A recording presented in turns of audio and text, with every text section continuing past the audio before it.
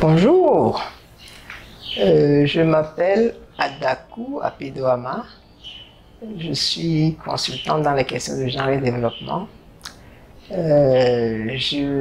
J'interviens dans ce domaine depuis que j'ai commencé à travailler, donc depuis une trentaine d'années. Et j'ai accumulé des expériences multiformes pendant toutes ces années, aussi bien au niveau stratégique, de l'élaboration des politiques, qu'au niveau des institutions et surtout au niveau de la base ces derniers temps. Donc ça m'a donné l'occasion de faire des constats sur certains manquements ou alors des besoins qu'il faudrait à tout prix combler pour que ces questions de genre soient véritablement prises en compte dans les interventions de développement, aussi bien au niveau des partenaires techniques et financiers que du gouvernement et des autres acteurs. Voilà. Donc ces besoins, je les ai identifiés à partir d'une analyse ou des analyses que j'ai été amené à faire, aussi bien au Cameroun que dans la sous-région et au-delà, en Afrique de l'Ouest aussi. C'est que ces questions sont souvent ramenées à la représentation physique, disons à la représentation quantitative, c'est mieux, ou numérique des femmes dans les actions de développement.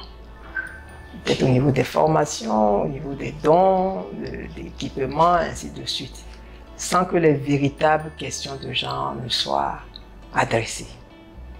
Alors ces questions de genre véritables se posent souvent en termes d'accès aux ressources de production, moyens de production tels que la terre, tels que le financement, tels que la main-d'œuvre, tels que les équipements.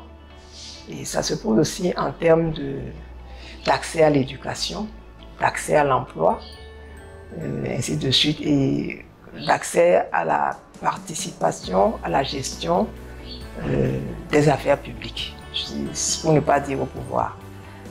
Et les études, beaucoup d'études ont été commises à cet effet et sont disponibles d'ailleurs.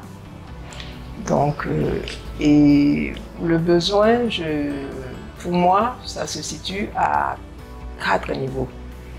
Il y a au niveau de la compréhension même du concept de genre et des questions de genre par tous ces acteurs-là, aussi bien les acteurs du gouvernement, les acteurs des partenaires techniques et financiers et les autres. Et le deuxième niveau, c'est l'identification de ces questions. Comment ces questions de genre peuvent être identifiées et prises en compte. Forcément, ça débouche sur le troisième niveau qui est comment les intégrer les questions de genre dans le développement et ne pas se limiter juste à la représentation quantitative des femmes dans ces interventions de développement. Et ensuite, comment mesurer l'impact de l'intégration du genre dans les interventions de développement. Est-ce que ça permet de booster le développement comme cela a toujours été démontré? Parce qu'en adhérant aux objectifs de développement durable, tous les pays se sont engagés à réduire les écarts, à améliorer la situation des femmes et des hommes. Et l'intégration des questions de genre a été identifiée comme un élément ou une approche incontournable. Voilà. Donc, nous pensons à notre niveau que les solutions, si ces solutions, je vais en proposer quelques-unes, ne sont pas appliquées, les pays, et notamment le Cameroun, ne pourra jamais atteindre ses objectifs de développement. Déjà à l'horizon 2030, ce qui sera très très difficile, même dans 50 ans. Donc pour nous, cela doit passer par la formation de tous ces acteurs, mais ce n'est pas une formation comme ça à la volée, c'est une formation qui doit être développée de façon pérenne, donc à travers la mise en place un centre d'excellence, c'est-à-dire un centre dédié uniquement à la formation en matière de genre et de budgétisation sensible au genre, parce que quand le genre est très mal pris en compte dans les interventions de développement, forcément il n'est pas budgétisé. Les actions ne sont pas budgétisées pour réduire, pour améliorer, disons, la participation des femmes à ces interventions de développement. Donc c'est lié. Et la deuxième des choses, c'est que tous les secteurs de développement au niveau du gouvernement et aussi des partenaires techniques et financiers, les secteurs dans lesquels ils interviennent, qu'ils commettent des études sur la situation des questions de genre dans ces différents domaines, qu'on appelle encore les profils de genre.